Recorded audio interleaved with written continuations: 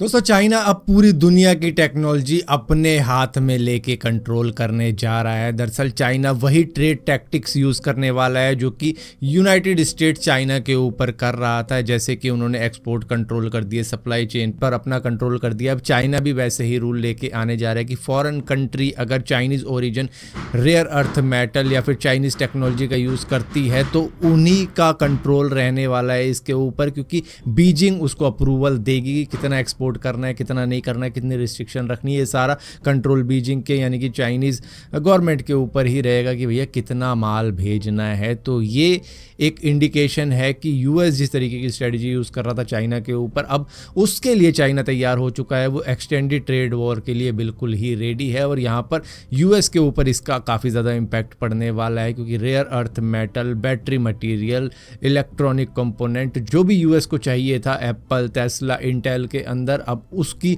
Restriction लगने वाली है उनके ऊपर। और ऊपर से जापान भी काफ़ी ज़्यादा रेयर अर्थ मेटल और मैग्नेट्स पर डिपेंड करता था जो कि चाइना से आता था। अब उसका कंट्रोल भी चाइना के पास में है। तो भैया चाइना पूरी तरीके से देखेगा किसको कितना भेजना है। यहाँ तक कि जर्मन ऑटो सेक्टर भी अब चाइना के ऊपर बहुत ज़्यादा डिपेंडेंट है, क्योंकि मर्सिडीज, BMW, फॉक्सवैगन, ये सभी कार जो कि रेयर अर्थ मेटल यूज़ करती है चाइना का, अब उनको भी अप्रूवल बीजिंग से लेना पड़ेगा। यहाँ तक कि इससे इंडिया को भी दिक्कत हो सकती है, क्योंकि इंडिया को भी उन्होंने कह रखा है कि भैया आपको ये थर्ड पार्टी को नहीं भेजने हैं, ये आप लोकल यूज़ में करोगे। तो इस तरीके की बातें और रिस्ट्रिक्शन रखी गई है कि आप आर्मी तक के अंदर यूज़ नहीं कर सकते जो हम रेयर अर्थ मेटल भेजेंगे। तो उसके ऊपर अभी बातचीत चल रही है चाइना के साथ में।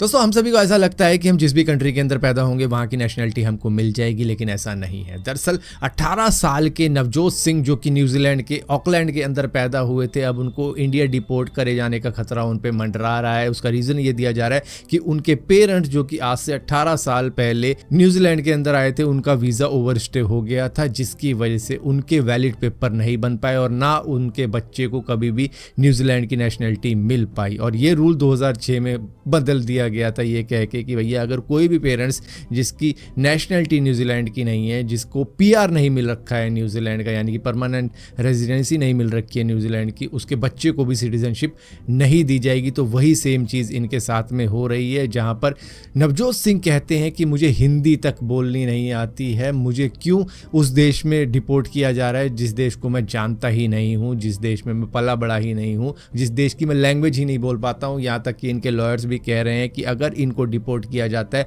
वो अनफेयर होगा, वो इनह्यूमन होगा, क्योंकि वो न्यूजीलैंड के अंदर ही पैदा हुए, न्यूजीलैंड का ही रहन सहन, सारी ज़िंदगी उन्होंने न्यूजीलैंड की ही जी है। अब उनको किसी ऐसी कंट्री में भेजा जा रहा है जहाँ पर उनको पता ही नहीं है क्या होता है। दोस्तों BSNL ने सीनियर सिटीजन्स के लिए एक सम्मान प्लान निकाला है। जो भी व्यक्ति 60 साल से ऊपर के हैं उनको 1812 रुपये का एक रिचार्ज करवाना पड़ेगा BSNL सिम के अंदर अपना, जिसके बाद में उनको 1 साल के लिए 2 GB पर डे का डेटा मिलेगा, अनलिमिटेड कॉलिंग मिलेगी, 100 SMS मिलेंगे, वो भी 365 दिन के लिए। इसी के साथ साथ BTV का प्रीमियम सब्सक्रिप्शन भी दिया जाएगा 6 महीने तक के लिए। तो ये जो ऑफर है ये 18 नवंबर 2025 तक ही वैलिड है, जिसको सिर्फ सीनियर सिटीजन ही अवेल कर सकते हैं। कोई भी उससे कम की एज का होगा तो उनको ये प्लान नहीं दिया जाएगा। तो बेसिकली आपको अपना आधार कार्ड या फिर वोटर ID वगैरह दिखाना पड़ेगा कि आपकी एज एक्चुअली में 60 साल से ऊपर है, तब जाके आपको ये जो रिचार्ज है उसका बेनिफिट दिया जाएगा। दोस्तों लेजेंडरी एक्टर और कॉमेडियन गोवर्धन असरानी अब इस दुनिया में नहीं रहे हैं। दरअसल दिवाली के दिन ही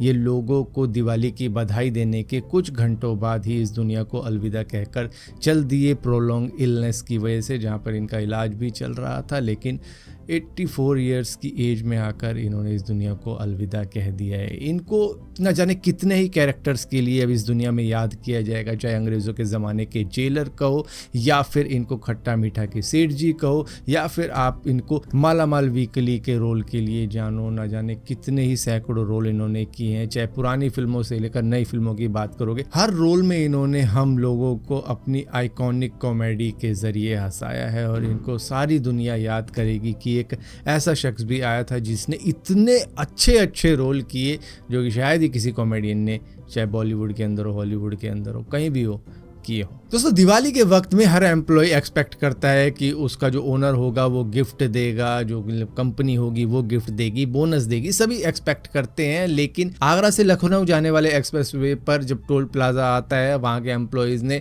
सारे ही टोल के गेट खोल दिए, क्योंकि उनको बोनस के रूप में सिर्फ 1100 रुपये दिए गए थे, जिसकी वजह से वो इतने ज़्यादा खफा हुए उससे कि उन्होंने करोड़ों रुपए का नुकसान कर दिया उस टोल प्लाजा का एक ही दिन में, कि भैया हम सारे टोल गेट खोल के ही रखेंगे क्योंकि तुमने हमें 1100 रुपये का बोनस दिया। कोई देता है क्या 1100 रुपये का बोनस? वहीं पर एक फैक्ट्री के अंदर जो ओनर था उसने अपने एम्प्लॉयज़ को सोन पापड़ी का डब्बा गिफ्ट किया, मतलब कोई बोनस नहीं दिया, बोनस और गिफ्ट के रूप में सिर्फ एक सोन पापड़ी का डब्बा दे दिया, जिसको प्रोटेस्ट करने के लिए सभी एम्प्लॉयज़ ने, सभी वर्कर्स ने उस फैक्ट्री के गेट के ऊपर ही सोन पापड़ी के बॉक्स फेंक के मतलब अपना प्रोटेस्ट जताया और चले गए अपने घर को। तो मतलब इतना ज़्यादा गुस्सा है लोगों में कि वो एक्सपेक्ट करते हैं कि बोनस अच्छा मिले तो बढ़िया लगे, क्योंकि दिवाली आ रही है तो मतलब सब एक्सपेक्ट करते हैं। लेकिन वहीं पर पंजाब के अंदर एक कंपनी के ओनर ने अपने लोगों को 51 SUV गिफ्ट करी, मतलब जो हायर रैंक के होंगे उनको 51 SUV गिफ्ट कर दी सभी को, और वहीं पर इनको सोन पापड़ी दी जा रही है। तो मतलब बुरा तो लगता ही है कि कहीं पर तो कार दी जा रही है, कहीं पर सैलरी बोनस में दी जा रही है कि एक्स्ट्रा, और वहीं पर यहाँ पर सोन पापड़ी का डब्बा पकड़ा दिया गया, तो भैया गुस्सा तो आएगा ही। और यहाँ पर दोस्तों यूपी के फतेहपुर के अंदर दिवाली के ही वक्त में जो पटाखे लेने जाने वाली दुकानें होती है, कि मतलब जहाँ पे आप पटाखे लेने जाते हो भैया, वहाँ पर 70 से ज़्यादा दुकानों के पटाखों में आग लग गई और मतलब पूरा धुआं हो गया। वहाँ पर 3 करोड़ से ज़्यादा रुपए के पटाखे जलकर खाक हो गए, दुकानें नष्ट हो गई। 2 किलोमीटर दूर तक इन पटाखों की गूंज सुनाई दी गई थी, और ये जो धुएं का गुबार है वो दूर तक दिखाई दे रहा था, कई किलोमीटर तक, और ऊपर से 50 से ज़्यादा वाहनों में भी यहाँ पर आग लग गई। कई सारे लोग घायल हो गए, और यहाँ पर सिर्फ गलती किसी एक बंदे की रही होगी, जहाँ पर पटाखे में आग लगी सिर्फ एक में, और उसके बाद में वो एक दुकान से आग फैलती फैलती पूरी मार्केट के अंदर फैल गई और पूरी मार्केट खाक हो गई।